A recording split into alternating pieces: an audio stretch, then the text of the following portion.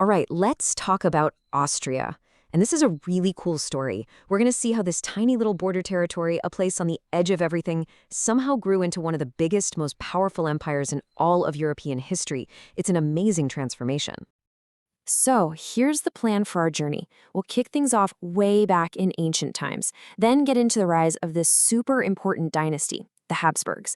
After that, we'll see how the empire had to fight for its life, and finally, how it dealt with massive changes like revolutions, leading right up to the legacy it leaves us today.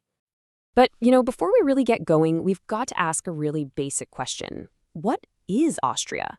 Seriously, because for over 1,000 years, its borders and even its identity have been constantly changing. It went from a small duchy to this massive, sprawling empire and then back again. And if you can get your head around that constant change, you've basically got the key to its entire history. So yeah, let's start at the very beginning. Okay, so we're diving way, way back, long before anyone had even heard the name Austria. We're talking about a piece of land that was just this constant crossroads, a place where different cultures and armies were always bumping into each other. And this is the spot that really sets the stage for everything that follows. Wow, okay, so this region has been through a lot. You've got early Celtic cultures, right? Then boom, the Romans show up and make it a province. After Rome's gone, Germanic tribes move in. Then the whole area gets swallowed up by Charlemagne's huge empire. But here's the moment that really matters for our story. It's 976. A brand new border territory, a kind of defensive zone they called a march, gets created. And then, just 20 years later, in 996, we see a document that calls this place by name for the very first time. Ostrorici, that's the Eastern Realm. And just like that, Austria is officially on the map. So for almost 200 years, Austria is just this frontier land. But then, in 1156, everything changes. The Holy Roman Emperor issues this really important decree. It's called De Privilegium Minus, and what it does is it basically promotes Austria from a simple march to a full-on duchy. I mean, this was a huge deal. It gave its rulers way more power and independence, and it really put Austria on a totally new path. And a new status like that, it's going to attract some serious players. The first family in charge, the Babenbergs, they eventually die out, which creates this total power vacuum. And stepping right into that void is a family that wouldn't just define Austria, they would pretty much dominate European politics for the next 600 years. Yeah, we're talking about the Habsburgs. So, after the last Babenberg duke dies, things get chaotic. We're talking decades of mess known as the interregnum. All these warlords and kings are fighting over this really valuable piece of land. But then, 1278, a single decisive battle changes everything. A German count you probably wouldn't have heard of, a guy named Rudolf of Habsburg, he defeats the super powerful Bohemian king. And with that one victory, he grabs Austria for his family. The Habsburg era had officially begun.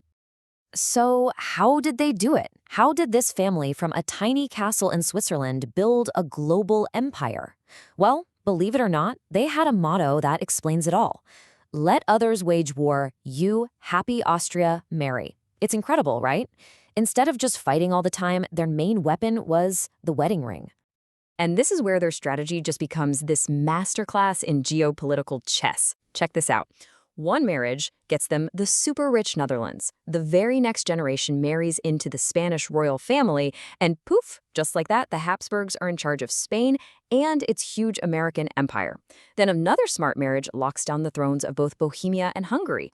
I mean, in just a couple of generations, they built a superpower, not with armies, but with wedding vows. It's wild. And don't think for a second they were thinking small. Their ambition was absolutely limitless. One of their emperors, Frederick III, had this personal motto that was just a bunch of vowels, A-E-I-O-U. Kind of weird, right? But later on, it was figured out to mean, in Latin, Austria's destiny is to rule the world. Wow. They weren't just thinking about their neighborhood. They were thinking about ruling the whole planet.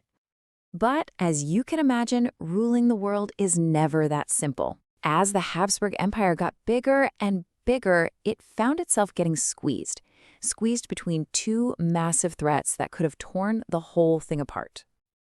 Okay, so from the east, you've got the incredible military power of the Ottoman Empire, and they are pushing hard into Central Europe.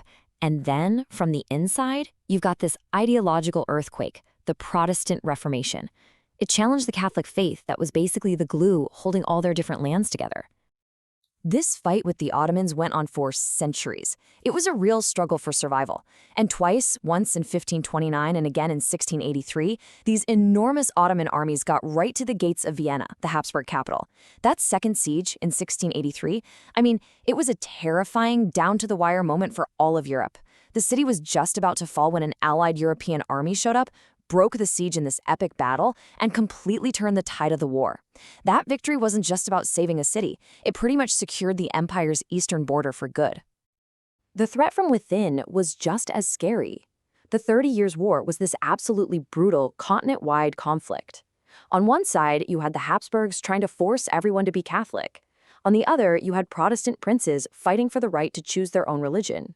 It was basically a massive fight over what the future of Europe was going to look like. And the human cost of this? It's just staggering. It's estimated that in some of the German lands, up to half, 50% of the entire civilian population died. From the war, from starvation, from disease. This was, without a doubt, one of the most destructive wars in European history. It just left the heart of the empire completely shattered. So, after surviving those brutal religious wars, the empire now had to face a totally new kind of challenge. You've got the Age of Enlightenment stirring up new ideas, and then this political tsunami of revolution that was about to come crashing down on all of Europe. And leading Austria through all this were two of its most interesting rulers ever, the mother-son duo Maria Theresa and Joseph II. Now, Maria Theresa, she was all about pragmatism. She modernized the government and the army, but not because she was some big idealist. She did it because she had to, just to survive. Her son? Totally different. He was a full-blown, enlightened idealist who wanted to rebuild the entire empire from the ground up based on logic and reason. And he didn't care who he annoyed in the process. And boy, did he annoy people. Joseph II just unleashed this tornado of reforms in only 10 years. He freed the serfs, he gave religious freedom to Protestants and Jews, he took on the power of the Catholic Church, he even tried to make German the one and only official language. It was like a revolution from the top down. But he just pushed way too hard, way too fast, and ended up ticking off the nobles, the church, and all the different ethnic groups at the same time. And then Napoleon happened. The shockwaves from the French Revolution and the Napoleonic Wars just blew the old world order to pieces. In 1806, Napoleon just dissolves the Holy Roman Empire, an institution the Habsburgs had led for centuries, just gone. So the Habsburg monarch, Francis II, he responds by creating something new and stronger, the Austrian Empire. And after years of brutal wars, after Napoleon is finally defeated, all the major powers get together at the Congress of Vienna in 1815 to try and put Europe back together again, with Austria right there at the center of it all. So, after all that, after centuries of war and weddings and revolutions, what was left? What's the real legacy of this incredible journey?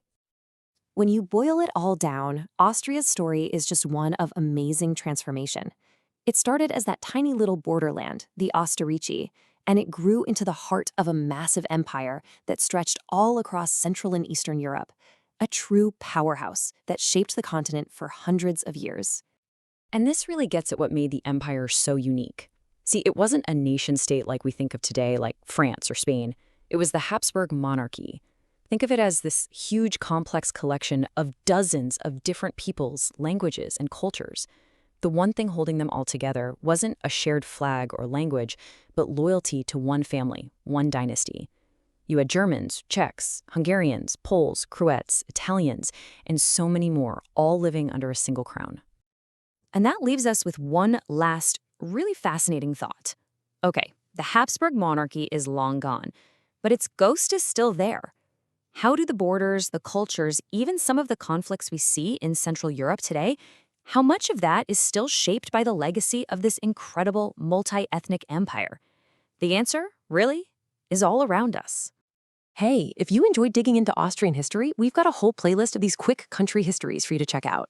There are so many amazing stories out there, so be sure to subscribe for new explainers every week. Thanks so much for watching.